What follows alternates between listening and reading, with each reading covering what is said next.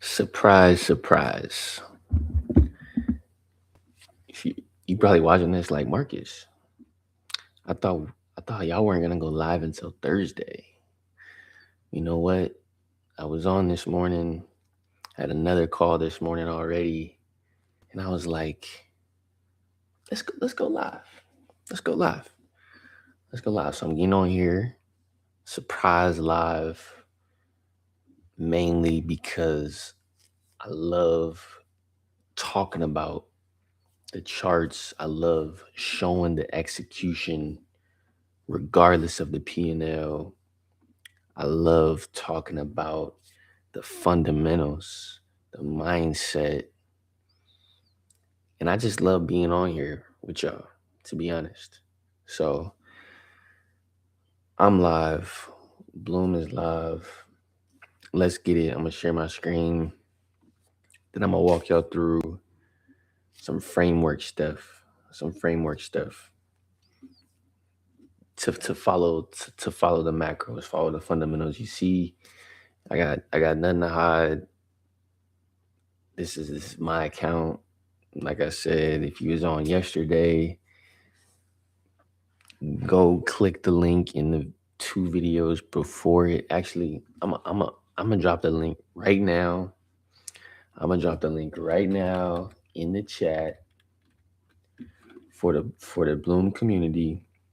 All you gotta do is put in your email address, but I'm gonna take you straight to the profits and lessons channel we have in our community, right? And I want you to go to that link and drop it in the chat right now. Copy and paste that link. You can actually just click the link, the hyperlink. It'll take you right to the Profits and Lessons channel where I was talking about my account, where my account was, the trades. Like I'm not here to fake it at all. Like we give it to you guys real, the real process of what it really looks like. The ups and the downs, the wins and the losses, all of that. But most importantly, how we are thinking during all of it. Even when we're winning, when we're profiting, how are we thinking? Are we thinking like, oh, I'm on top of the world, right? I'm right.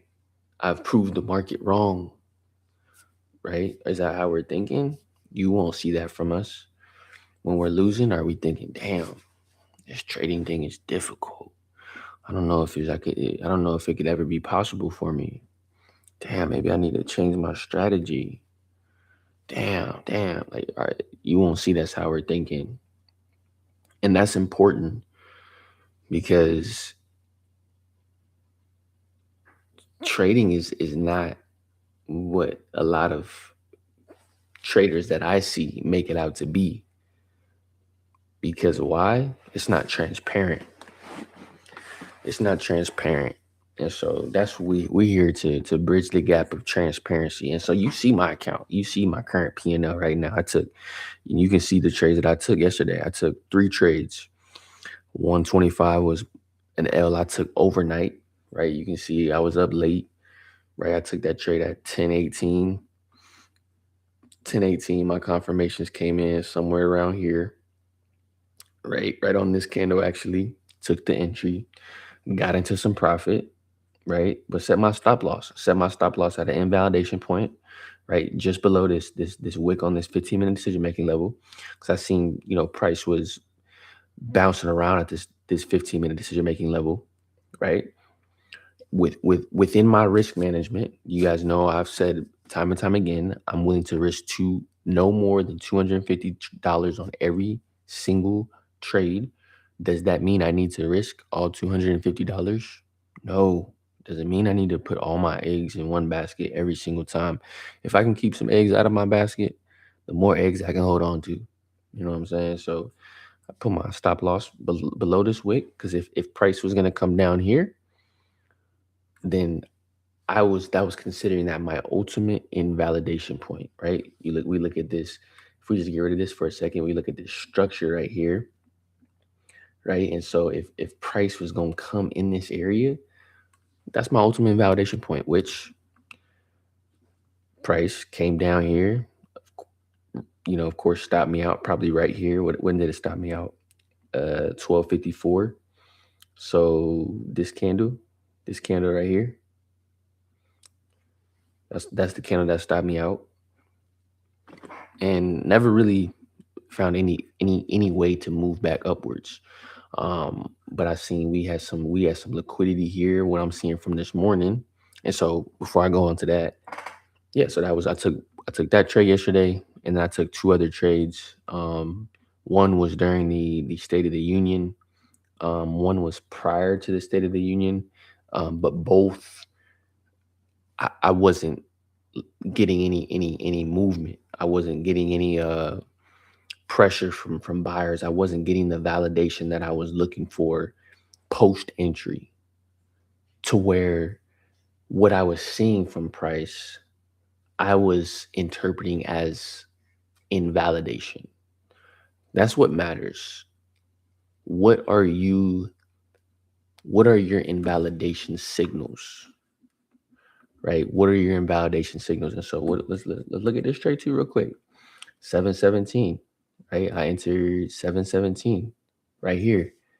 Where am I entering? You'll start to see the patterns of how I take my trades outside of the Ichimoku cloud, outside of my confirmations from an execution standpoint, like my indicators.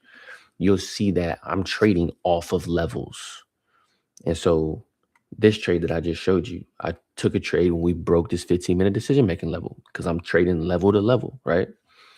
This trade, I took the trade when we broke this 15-minute decision making level, right? Because I didn't enter when it was below. I entered when we broke it, right? When we broke it. And now, because I got some rejection, because it was also not during a really volatile market session, even though it was a volatile time from a market standpoint, because of Trump was giving the State of the Union address, and it was something that was heavily anticipated, because nobody knew what he was going to talk about regarding tariffs or whatever. Like, he could have came out and said, we putting 1,000,000% tariffs on China. Like, we he could have came out and said some crazy stuff, like, because that's how it's gone in the past. And so it was a high level of anticipation, right? And so, but because of those things didn't favor the trade that I was in, you can see I was in that trade for 3 minutes. I didn't wait to see what was gonna happen, because what happens when you wait to see what's gonna happen? You don't like what happens. And then be and then you just get more hopeful. You get more hopeful. You get more hopeful. So the moment I didn't like what I was seeing, I'm delegating invalidation. Boom, cut the trade, right? And there was one more trade I took before that. One more trade I took before that at 7:46. So I took a trade in the morning. Yeah, 7:46. 7:46. I took a buy 7:46. I took a buy. Was at the 20? Oh, that's the 20. Oh, no, no. We don't need to worry about 23rd. I'm not looking at the 23rd. I'm talking about my trades from last night. So that was the 23rd. That was the 23rd. But you, you see the point I'm trying to get across, right? You see the amount of my L's. Like, I hope my screen is yes, my screen is showing. My screen is showing. I had to go back to the YouTube, make sure my screen was showing, because I know sometimes that be happening. But when we talk about win to loss ratio, remember I talked about that yesterday. That's the most important number for me. The most important number is not what is my win percentage. Like, to be honest, that is not a very important number. It's it's important. It's just not the most important. I don't even know if it's the second most or third most important. You know what I'm saying? It's like when you're reflecting on your trades, the only time your not your profit, your win percentage should actually be like an important metric, is if your win percentage is related to you poorly executing your system. That's the only time that your win percentage really should be the most important, because then you don't really have accurate data on your system. You don't have accurate data on your approach because you're not giving a chance for it. You're not even giving it a chance. You know what I'm saying? Like, you're not even giving it a chance. You're not even able to really have um you're not able to move past the execution reflection, right? Because it's skewed by poor execution, not following your plan. Like, there's nothing that you can say, okay, my execution is perfect, right? I'm executing my plan perfectly. So what else do I need to improve? You can't even get to that. What else do I need to improve? Because your execution hasn't even, you're not even allowing your strategy, what you worked on, your approach to reveal itself. Right.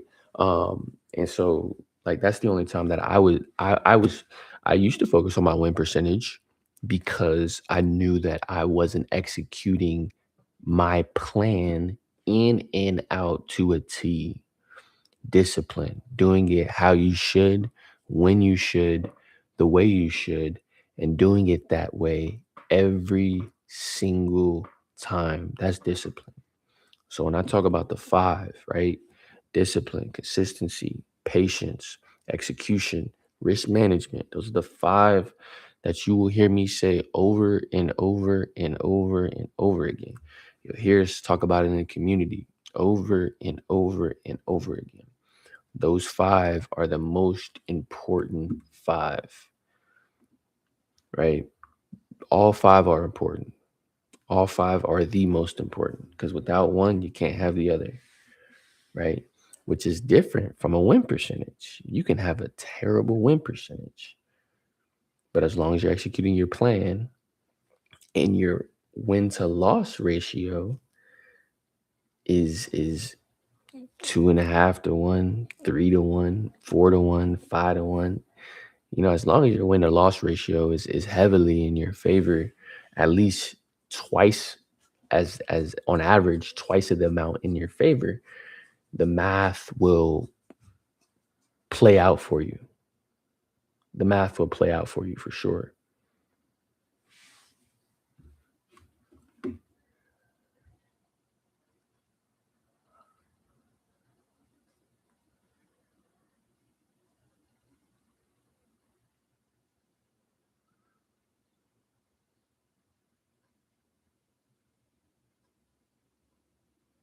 I thought I heard something. I thought I had to go check on something outside real quick.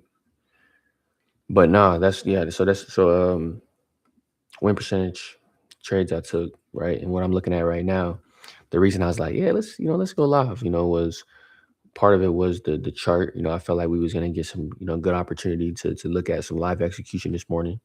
The other aspect of it was just, once again, just showing you guys how we use these AI tools, um, with the knowledge that we already have, the knowledge that we've already gained, the way we understand the fundamentals, to conduct research and then to digest that research, right? And so you see right here, I got my Gemini pulled up. I like Gemini for research.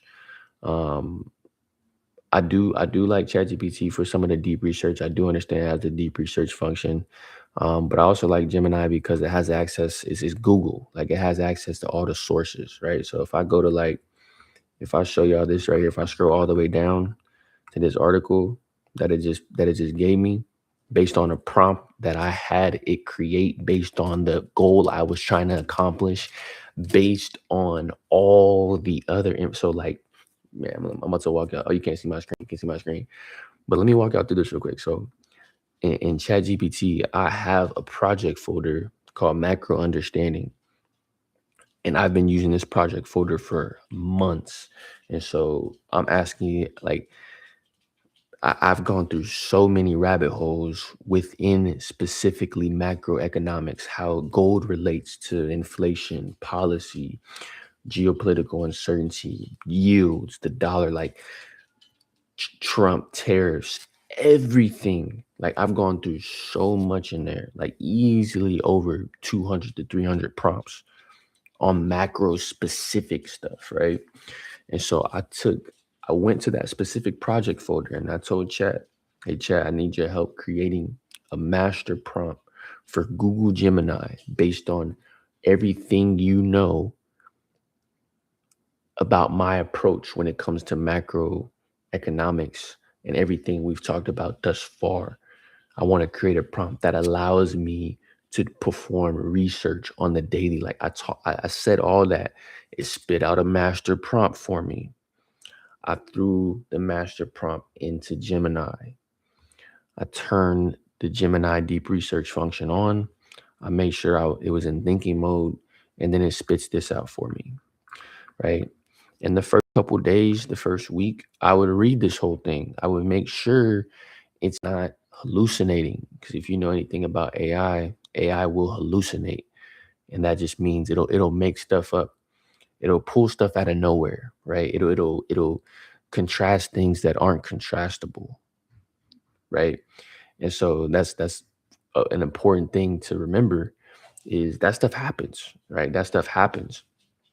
And so I made sure to vet I made sure to vet what Gemini was doing, right? In the first couple of weeks. I did that. I made sure to vet what it was doing.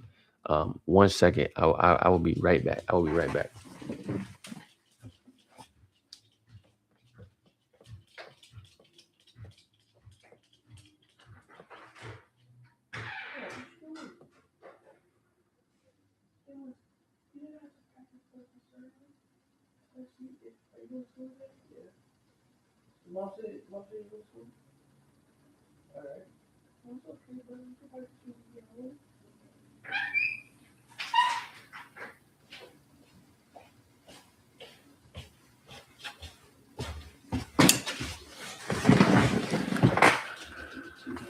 Apologies, I'm back. A 10-year-old was up practicing his game outside. Which I can't be mad at that. I can't be mad at that.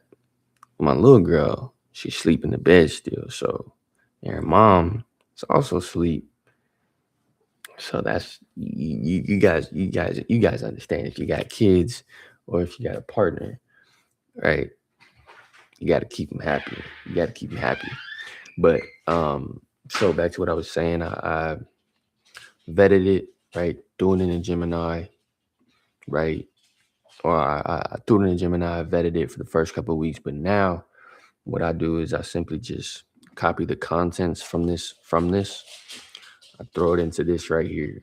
So you can see these are all the things that it's done for me over the past, right? And based on the current climate, so like this part is my master prompt, but then I give it some added context based on what I want to focus on, right? I don't want it to miss those things. So I give it that context, right? But then I Google, throw it into this Google Doc. Now I'm sharing my screen. I realized I wasn't. I apologize. But now I'm sharing my screen. I throw it into this Google Doc, right?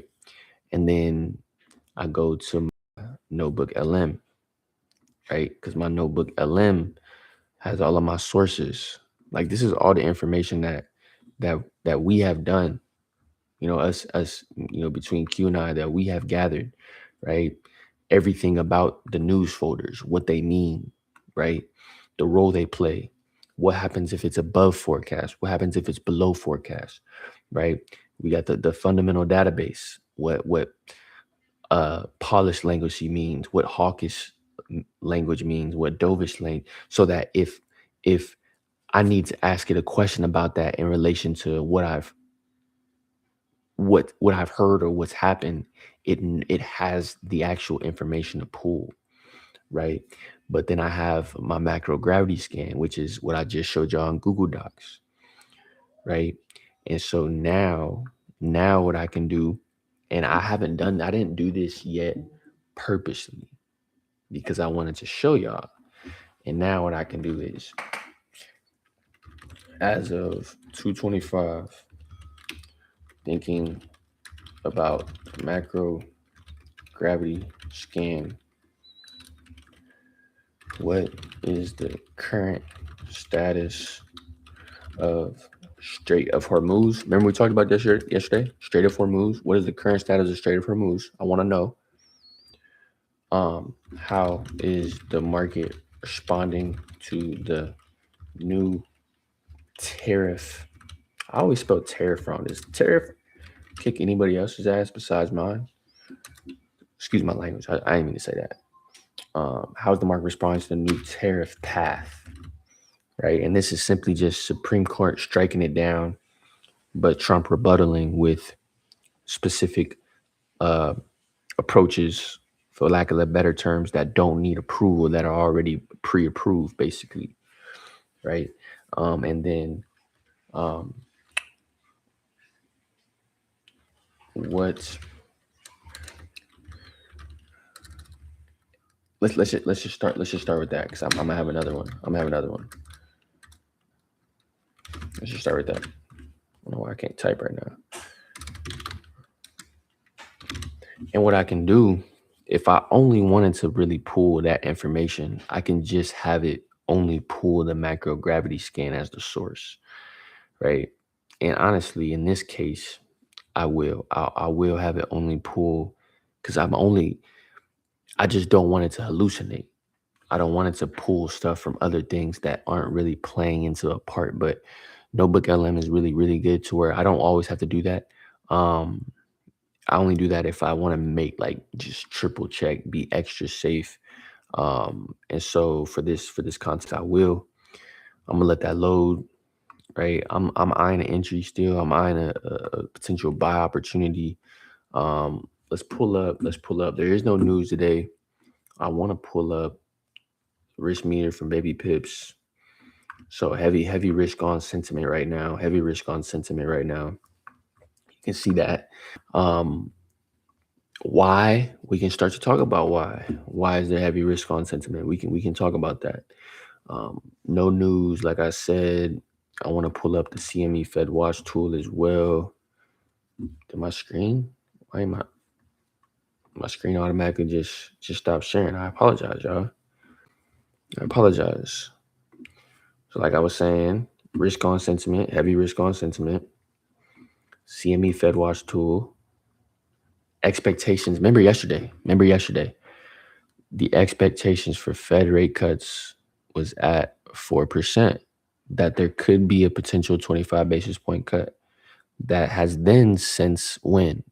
Most likely since the State of the Union address, since decreased by 2%, right? So now the odds for rate cuts being the odds for rates not moving is almost for certain. And remember, I said 4 times since 2007 has the Fed done something that the market did not expect them to do, right? And I meant to elaborate on that and put some clarity to it, because if you saw on Forex Factory, if you go to Forex Factory and look up federal funds rate, you will see that there was a time in 2000. I don't remember when it was, but I believe it was September. Might even been 2024 or before then. But the market expected the Fed to cut to 450 basis points, but instead it cut deeper. It cut to 425 basis points. So when I say the Fed has never done something the market didn't expect, it's a very important nuance to understand.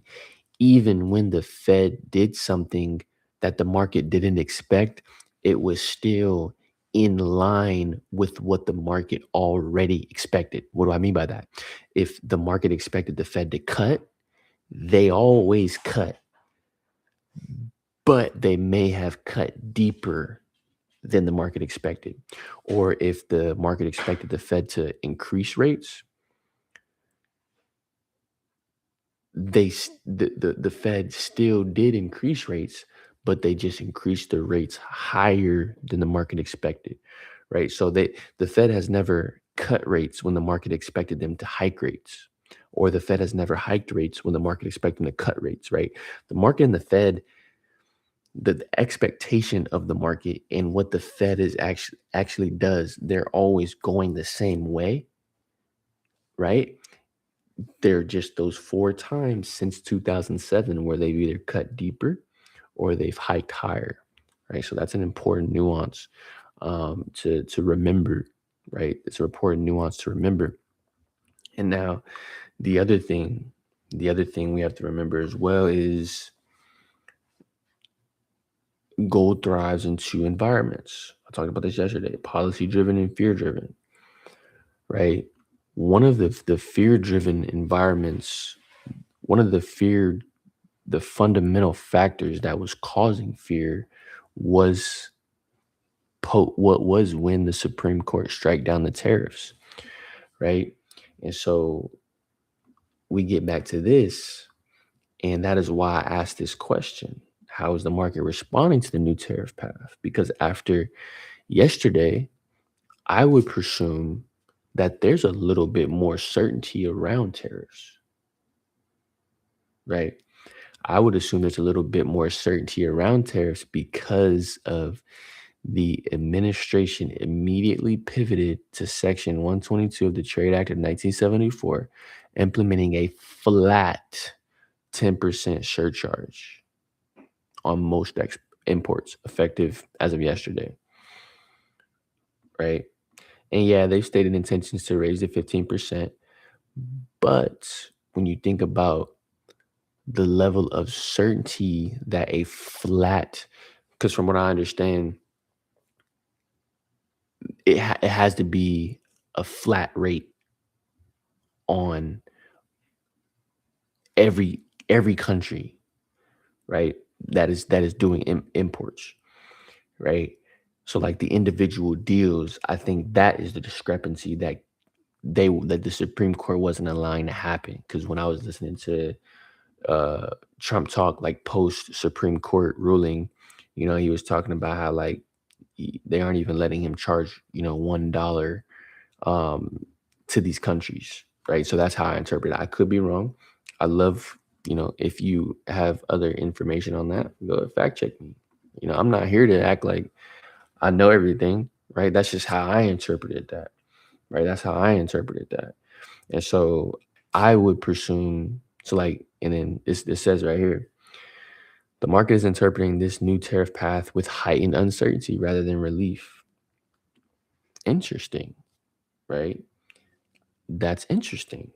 So like what I just told you is I would presume that to lead to more certainty rather than there's all these deals floating.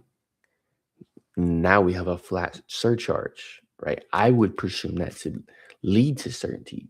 But based on my research, not my research, but the structure of how I um,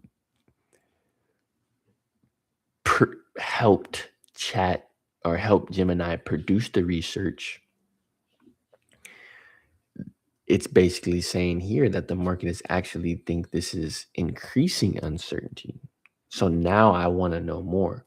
Why does this increase uncertainty? That's the first question I'm going to ask. Why does this increase uncertainty? Right. And so as we read a little bit more, the 150-day volatility cliff.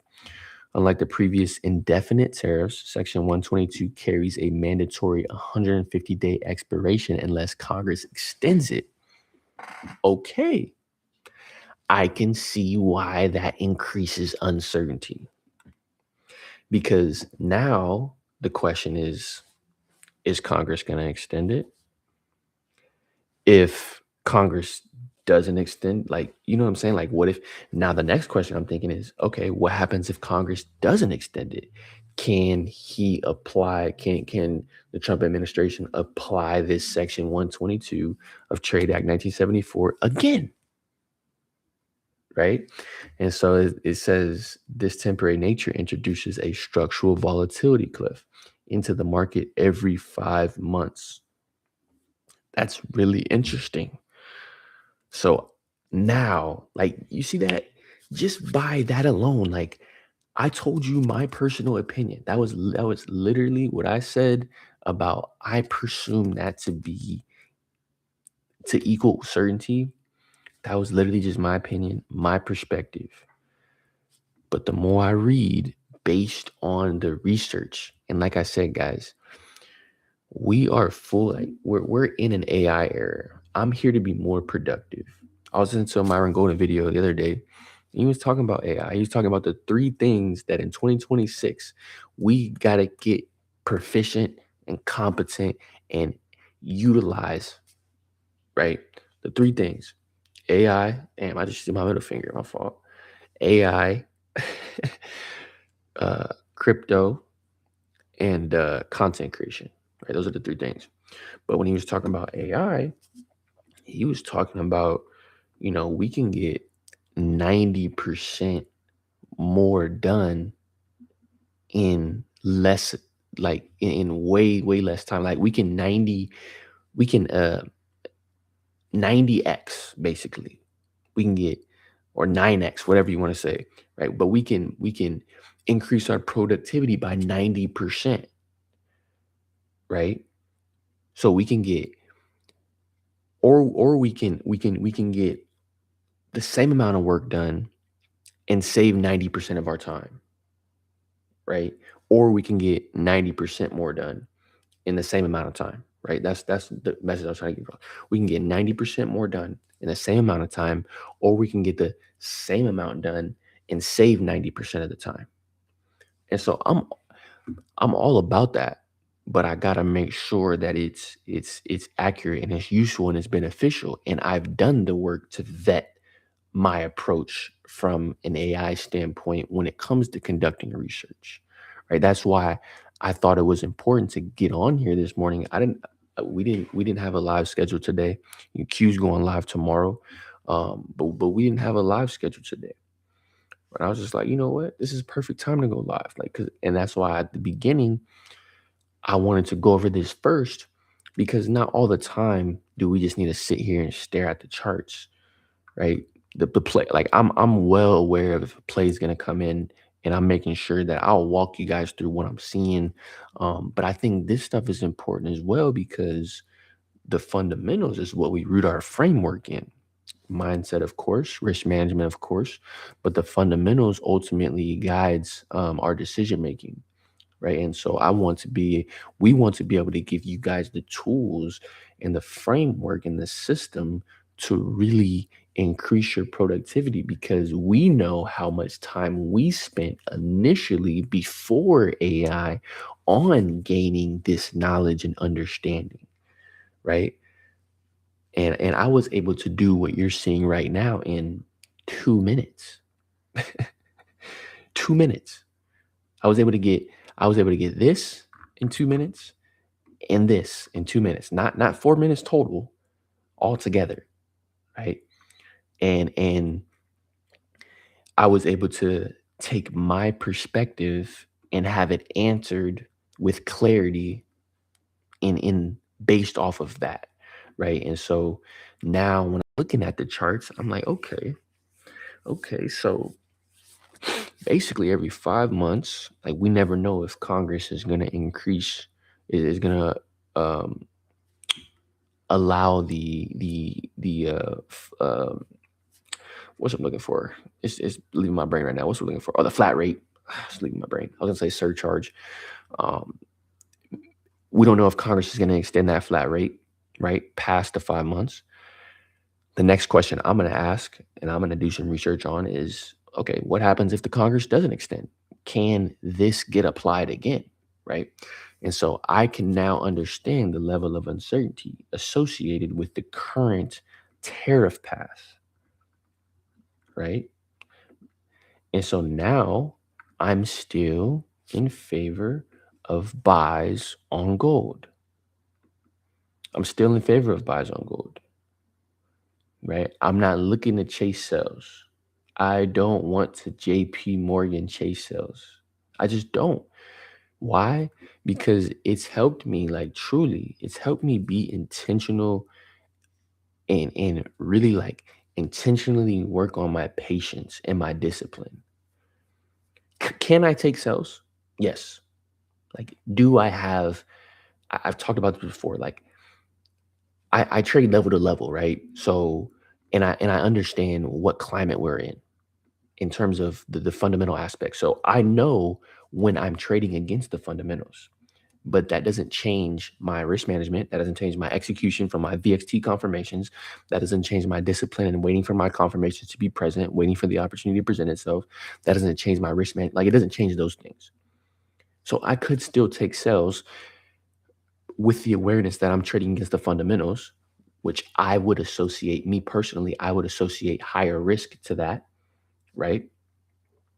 And a lower probability to that. I could still take that, but that doesn't help me besides P&L. You know what I'm saying? Like, there's no benefit that has besides P&L, given that I profit, right? But if I do trade against the fundamentals and I take a sell and I don't profit, now how does that impact me, right? Because now what am I thinking? I'm thinking, damn, okay, I traded against the fundamentals. I probably shouldn't do that, right? And so that's why I say I'm to the point now where I'm uber patient on and uber disciplined on not trading against the fundamentals. The fundamentals are the fact to me. The fundamentals are the force. If the force isn't showing up, the the the chart is fiction. That's how I'm interpreting it. If the force, if the fact, if the force of the fact of the fundamentals, say that 5 times fast. If the force of the fact of the fundamentals is not showing up on the charts, what I'm seeing on the charts is fiction because it's not rooted in anything. You know what I'm saying? It's not rooted in anything, right? And so I'm so glad that I did this because because like that's what it's about. Like P&L, money and everything, guys, life, money in life is simply a byproduct. It's simply a byproduct. If money is what we are after, then we are missing a big piece of development in any aspect, in any area of life. I, man, I'm always, if I'm on here, if Q's on here, we definitely gonna find a way to um to what's what I'm looking for, to not honor, but shine some light on our virtual mentors, right? And Myron Golden is one of our virtual mentors. If he sees this, man, the dude is magnificent. But the reason I say that is because he opened, and Jim Rohn actually, which is another virtual mentor of mine, he opened my mind up to this, but Myron unlocked it in a different way when I thought about it the way he said it, right? But Jim Rohn says, work harder on yourself than you do your job. You working harder on your job, you can make a living. Working hard on yourself, you can make a fortune, right? That's what Jim Rohn says. Myron Golden says, he said, what if we looked at work and having a job not through a means of just paying bills and making money, but a way to develop skills, right? Because like, I'll be honest, I was one of those people who looked at work as, man, I gotta get a job because I gotta pay my bills. If I ain't paying my bills, bro, the family's cooked. Like, my family's cooked, and there ain't no food that's being cooked if the bills ain't getting paid. You know what I'm saying? And so, but since then, like, I've heard Jim Rohn say that. Man, I've heard Jim Rohn say that years ago. Like, I've been listening to Jim Rohn ever since I've been in college. We're talking. I'm not gonna date myself, but about 7 years. Six, wait, how old am I? Nah, it's not that long. I'm tripping. Like 4, 5 years, right? I ain't been in college, but I've been listening to Jim Rohn that long, and so I heard that long ago. But it took me up until like we'll say today as of February 25th, I understand the process of work is not just to make money, but it's develop skills. Money is the byproduct. Don't forget that. Money is the byproduct. So when we're trading, money is the byproduct. There's more to gain than the money. Don't get me wrong. I'm here to get rich from this. I'm here to create multiple streams of income. Y'all see my account up here, right? I got my express funded account from the challenge that I passed, and then I got an account from my lady. So I'm copy trading on this for her so I can have an additional stream of income. She can have an additional stream of income. And then I'm gonna run it back again. You can do up to 5 accounts through Top Step. Then I'm gonna do another account, right? And then another account, and then another account.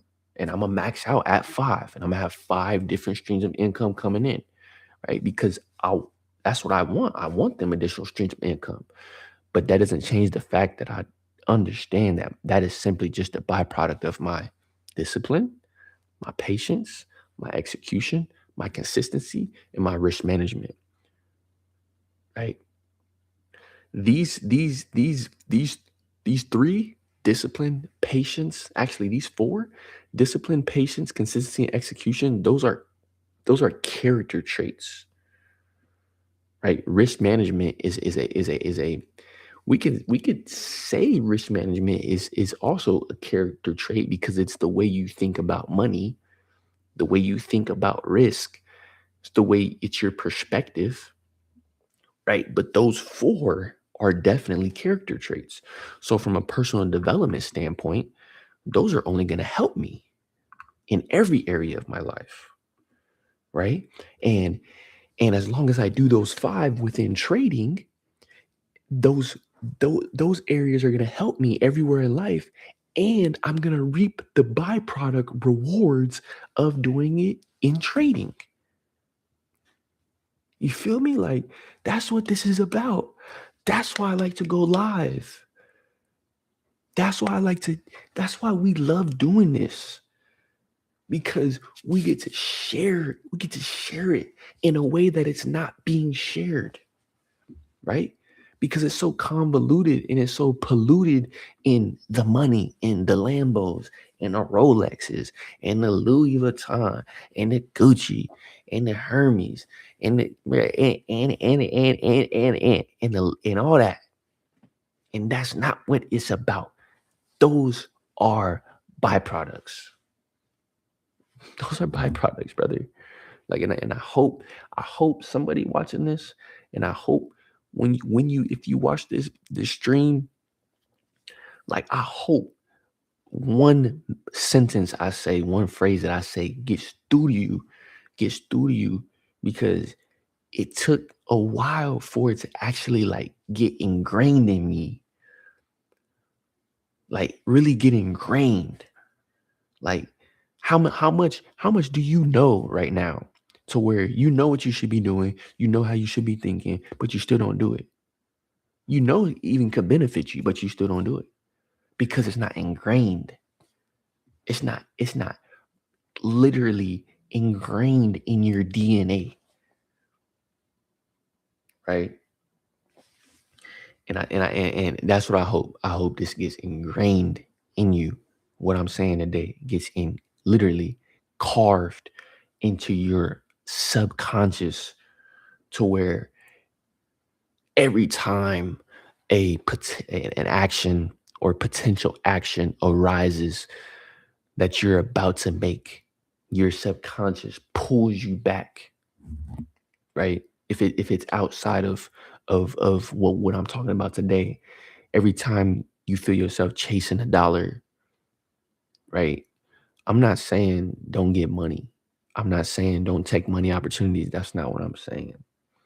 That's not what I'm saying at all. So I hope you're not hearing that message, because the goal is generational wealth. But generational wealth has to do with both money and mindset, knowledge, information, structure, systems, right? We confuse wealth with being about just money. What wealth isn't about just money. All right. Wealth is not about just money. It's bigger than money. But we see Price here. I know I just went on a crazy rant. I apologize, but I had to get it off. I had to get it off because it's important. It's important for us to know what this game in specific is about. That's why people quit and give up, because they're focused on the money. And when they don't get it, they think they failed. They like, damn, I failed. I blew my account again. I failed. I failed at the bag. I failed. Damn, let me get another account. Oh, I failed again. But it's not about that. You know how many times I done blown accounts, bruh? Listen, it's part of the game. Mark Douglas says the cost of doing business. Wait till we figure out how to turn the day trading into an LLC and write the losses off. Wait till that.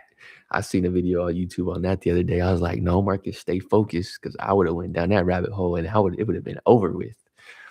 I was like, Marcus, stay focused. But wait till that. Then it's really the cost of doing business. It's really the cost of doing business. But yeah, man. Remember that. Remember everything I just said. Go play that last 15 minutes back. I'm gonna sit on here for another 15 minutes. Let's see what unfolds from the charts. Um, I like what I'm seeing from the chart standpoint. I like this 15 this and I hope you guys can see this 15-minute decision making level, like why I use these levels, the 3 candle structure. Like let me show this, because so if you look at this 15-minute decision making level, right? I'm gonna remove this for a sec, my Ichimoku cloud. This 15-minute decision making level was created off a 3 candle structure. I've done a video on this in the past. I believe there's a really recent video that I did, but I'm always talking about the 3 candle structure. This is the only way I make my levels. The only way. I don't try any other else. I don't care whose strategy comes. I don't care. I don't care if you make $1 billion in trading and you're talking about your level system, because I already know there are 1 billion different strategies that can make you profitable. So like that wouldn't matter to me. But the reason I say that is because my brain thinks, my brain likes practical things, and it likes to think logically. And so this 15-minute decision making level was created way back here. Way back here. This is on January 30th. It is almost a month later, right? Right? Remember, that's the 15-minute decision making. That's the 15-minute time frame. Decision making levels can be found on any time frame. The higher the time frame, the stronger the level. Okay? The higher the time frame, the stronger the level. On gold in specific, I found a real sweet spot at the 15-minute, right? Just because sometimes, like on the 1 hour, there just might not be enough price action to give you a decision making level, like that specific 3 candle structure, right? But it doesn't mean that there's not a decision making level there, right? Or on the 4 hour, there might, because there's not enough price action, right? But the 15-minute decision making level has been a real good sweet spot for me. But I still, if you go watch the YouTube video, I'll tell you what it's called right now. Actually, I'll tell you what it's called right now. I know I did it. It was trade smarter, not harder. Trade smarter, not harder. That's the how I simplified trading down to 3 levels. That's the video, right? Go watch that video. That is, I literally walk through exactly how I do the levels, why I do it, and so on and so forth. But the reason I brought that up is because when I look at this 15-minute decision making level, and then I scan my eyes across that level and how price has been responding to that level. I see another decision making level here, but this is the 5 minute. I see another decision making level. Where did it go? Here. I see another decision making level here. And so, why is that important to me? Because what a decision making level tells me is exactly what it sounds like. This is an area of decision making, a decision to do what? A decision to buy, a decision to sell, or a decision to consolidate. And so those decision making levels act as two different things: a decision to reject price or prevent price from moving upwards or downwards, or it acts as a magnet to pull price towards it. That's why I say I trade level to level, right? So I'm trading from one level to the other level. The level furthest away from price, right? Like if we were going to take a sell in this case, this level is the magnet, right? This level is acting as the magnet. This level is acting as the force field. It's preventing price from going upwards. And we've seen that, right? We've seen this. And yeah, there are times where it will break, right? There will times where it will break.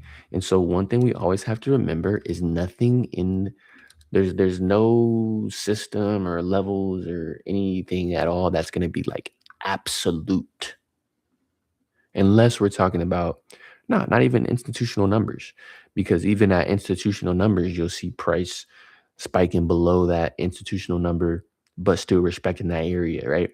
And so these decision making levels are merely just an area, but a very very accurate area for decision making, right? And so w- the reason I'm loving where we're at right now is because I'm going to get a really strong confirmation if price breaks this level, or it's not going to break this level and we just consolidate, or it's going to fall off. It's going to fall off of this level and it's going to start moving towards this 15-minute decision making level.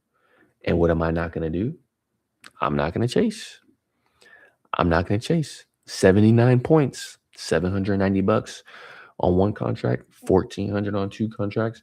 I'm not going to chase it. Why? Because it's not in line with the fundamentals. And I rather work on my patience and my discipline and my execution and my consistency and my risk management, because risk management also has to do with not just how you manage your money, but the opportunities you take.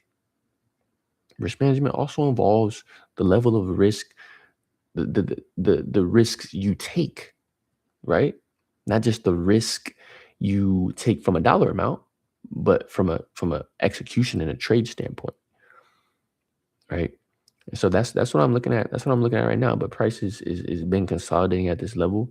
Like I said, there's no news this morning. There's no news for literally the rest of the week. Um, I didn't even get to the rest of my notebook LM prompt, but I went down a spiral, y'all. I went down a spiral, and I apologize. I apologize that I didn't get to it. But I'm looking at the Strait of Hormuz right now. Mid-February, Iran conducted maritime drills that resulted in temporary restriction on traffic through the strait. Although this partial shutdown, so that shutdown only lasted a few hours. Only lasted a few hours. So the Strait of Hormuz is completely back open. The disruption caused oil prices to spike by 4.5% on the first day. Markets are currently trading on a speculative premium and anticipate and damn, Marcus, get it out. And anticipation of further escalation. I know you can't see my screen, that's fine. With strict attention focused on high-level negotiations in Geneva, scheduled for February 26th, to determine if this partial threat will evolve into structural supply disruption. That's some juice right there. Okay. So Iran conducted maritime drills that resulted in a temporary restriction of traffic through the strait. What is maritime drills? I don't know. What am I going to do? I'm not going to act like I know. I'm going to look it up. I'm going to look it up because I'd rather be sure than pretend that I'm smart, which I am smart. I do feel like I'm smart, but I ain't going to pretend that I'm smart at things that I ain't aware of, that I don't know. But maritime drills are a mandatory structured training exercise conducted on board ships and in port facilities to prepare crew and personnel for emergencies like fires, sinking, or security threats. Okay. So Iran conducted these maritime drills that resulted in a temporary restriction of traffic through the strait. That's why yesterday when I mentioned the Strait of Hormuz was partially closed, this is why it was partially closed, because of this. This only lasted a few hours, but it did disrupt about 21 million barrels of oil and 20% of the liquid natural gas shipments that transit through that checkpoint. So in those few hours, 21 billions of oil and 20% of the global liquid natural gas shipments were restricted that day. That's insane. That's insane. And so, why is that important? Because now it says tomorrow there's going to be high level negotiations in Geneva that is going to determine if this partial threat will evolve into a structural supply disruption. And that's important because that is like that's a big aspect of the economy. I didn't say global liquid natural gas shipments or European or Asian. I didn't say US US liquid natural gas shipments or Europe or Asia.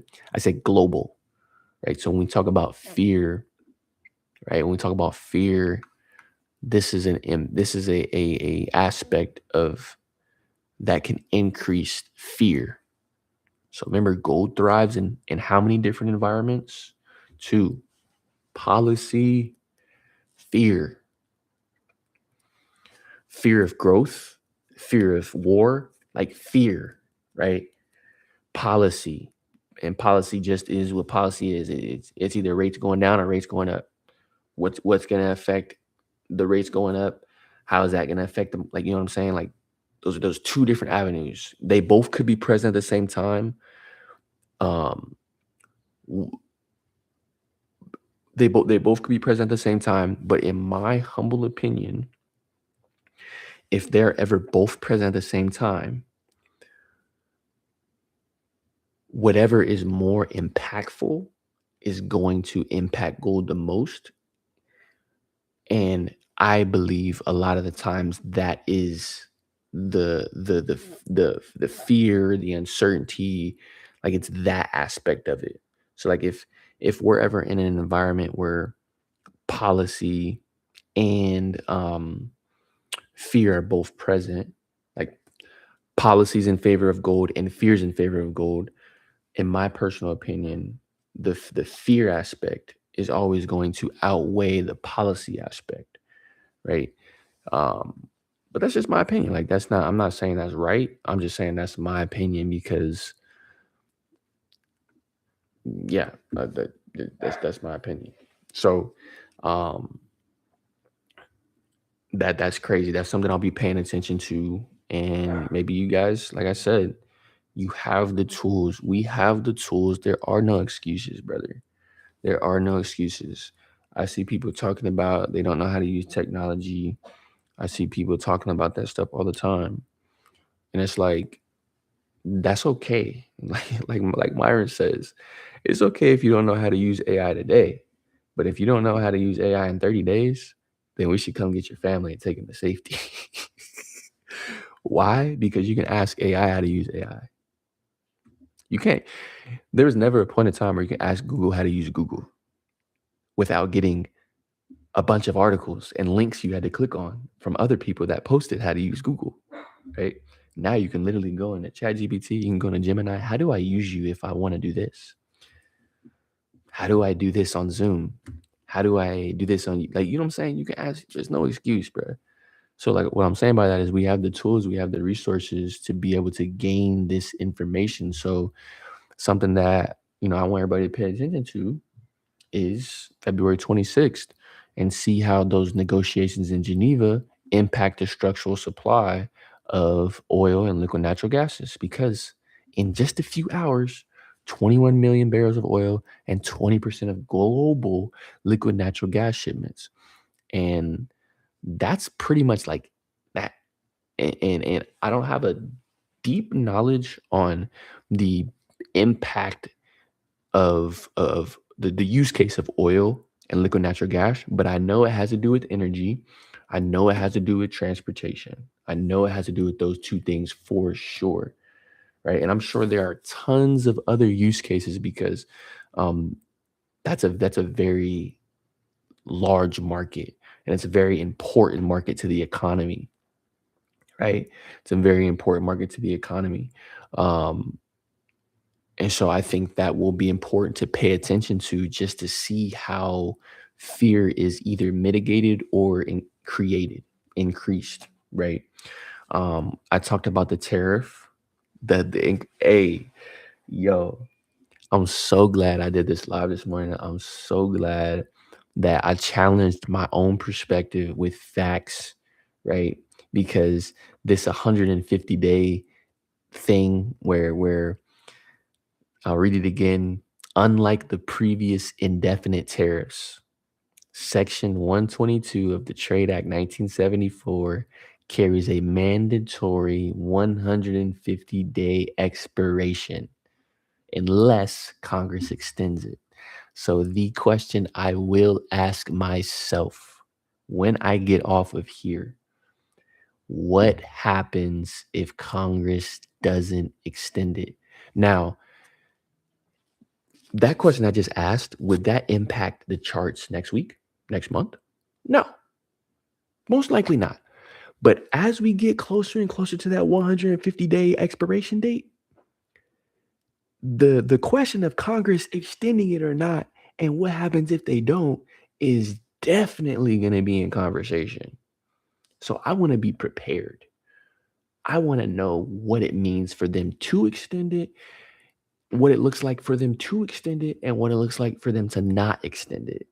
Can then Trump apply that same section 122 again? Is there a certain amount of time that he has to wait to apply that?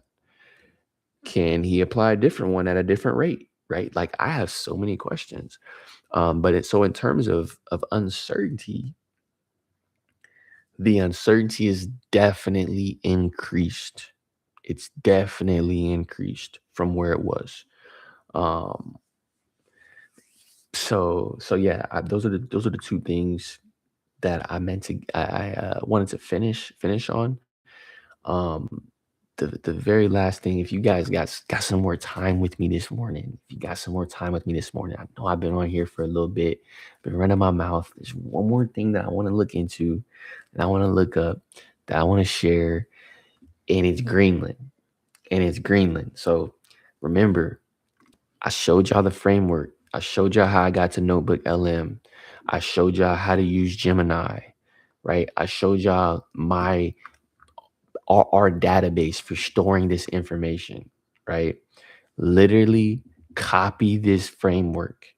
And I promise you, if you just copy this framework and then actually spend the time reading, you don't have, and maybe I'm gonna talk to Q on this. Maybe we can put together a little something for you guys to where you can just use the prompts we use.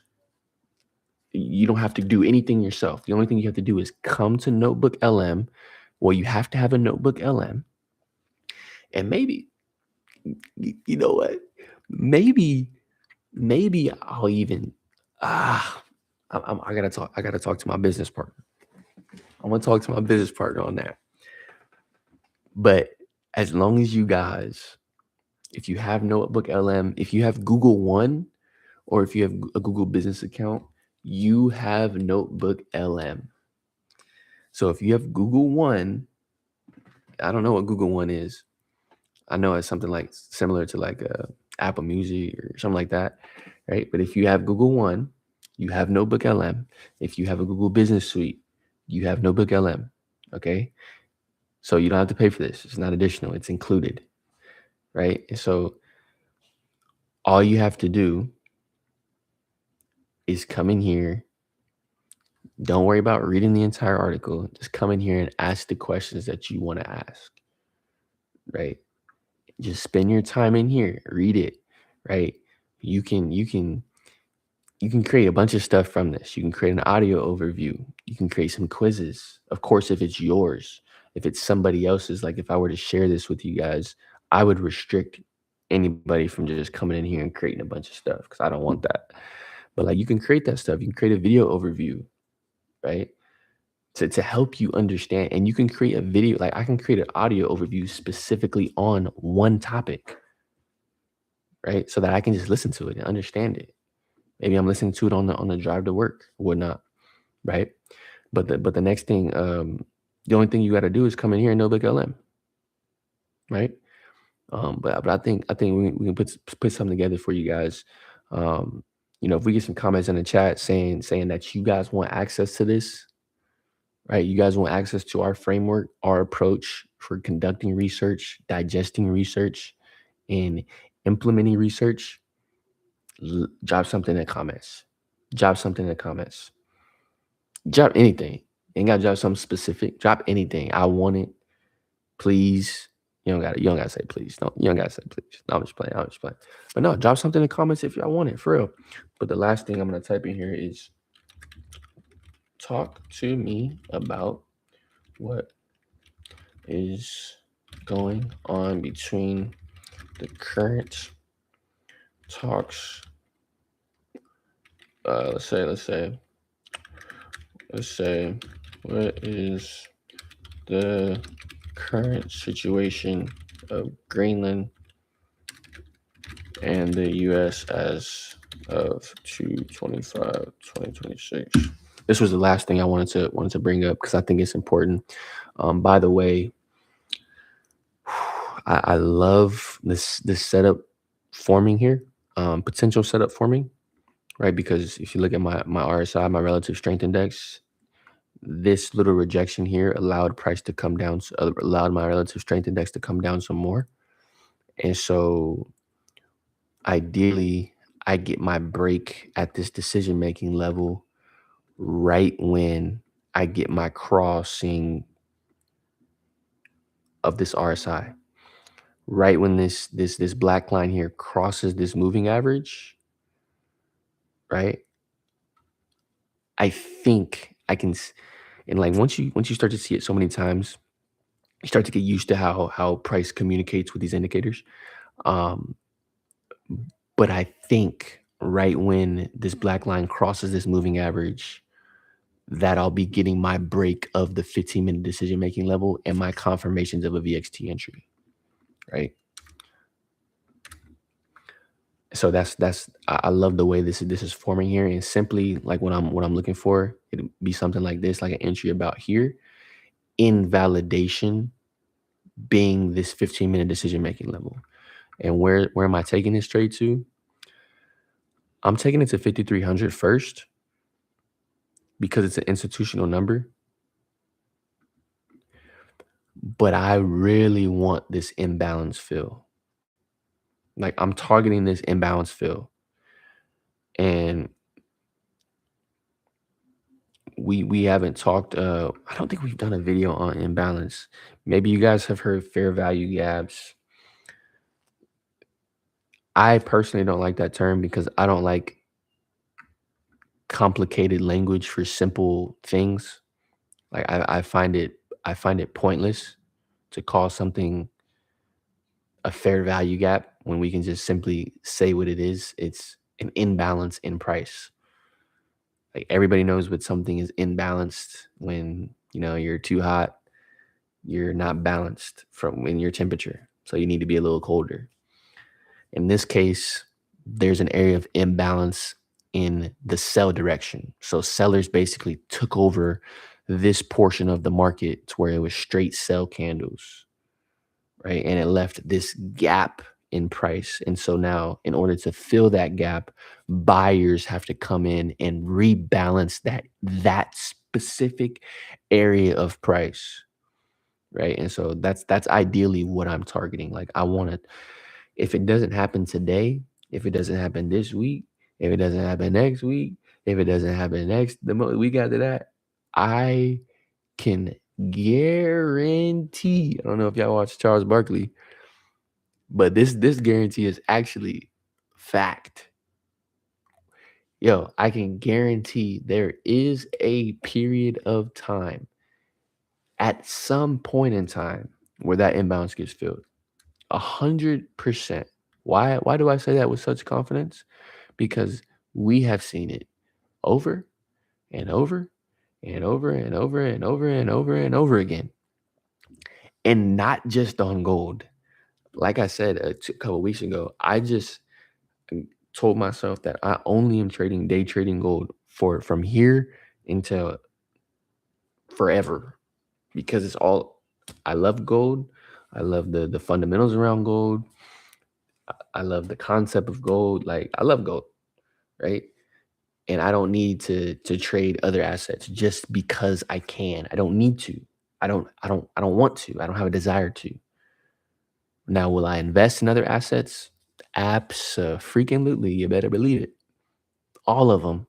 Crypto, stocks, options, right? I'm investing all of it for sure. Day trading, getting on the charts and executing buy and sell entries, gold, 100%. And we have seen these imbalances get filled over and over and over and over and over again. And sometimes relatively quickly when it doesn't look like it's going to be relatively quick. This just happened like a couple of weeks ago when Q was on live. That imbalance got filled the next. He literally said, he barked up his imbalance and we was like, damn, we don't know when that's going to get filled. Literally the next day, because it was like 300 points away, 400, like it was a drop. And I think that's when we had the major drop. Um, but anyways, that's what I'm looking at on gold.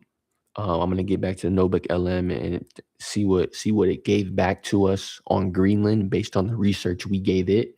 And oh man, another plug for you guys too. If you already use notebook LM or you have not used notebook LM, but you have access to it, but you use Gemini connects to your notebook LM. So the difference between notebook LM and Gemini, notebook LM only pulls responses and produces responses from the sources you give it. But when you go to Gemini, you can connect Gemini to your notebook LM. Then Gemini will use your notebook LM sources and the Gemini's brain. So it's not only limited to what you gave it. It will use Gemini's brain and combine your sources. It won't hallucinate. It won't pull things from the internet because you can restrict that, but you're just able to kind of strategize and ask more questions. Because if you ask notebook LM questions but you don't have the answers in there, then it won't give it, right? But if you ask Gemini something connected with your notebook LM and you're looking for an answer for something that you gave notebook LM, Gemini will be able to help you come up with that answer based on its knowledge, right? So that's just a little plug. That's just a little plug. I've been using that for the last like 3 days because I just found out about Gemini connects to notebook LM. Yo, game changer. I use that at work. I use that for this stuff, for trading macros. Man, hey, little plug right there, little plug. But love this. I love how far we're dropping right now. And so the next point that I'm looking at is right here, right? Why? Because this point in price is the same level as, look at this, y'all. This point in price, let me pull this up some more, is the same level as this point in price, right? On the RSI. You see that? This low is the same period. And what happened when we touched what happened the last time we touched this level? We bounced back up, right? So now I'm looking at this area to see how it responds. And if y'all been paying attention, you already see that three candle structure right there, right? You already see that three candle structure right there.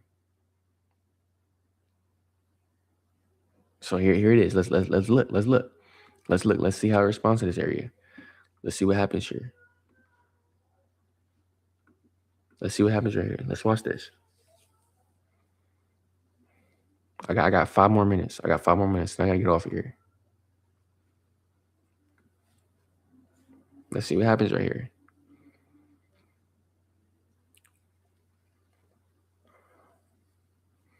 Price respecting that area.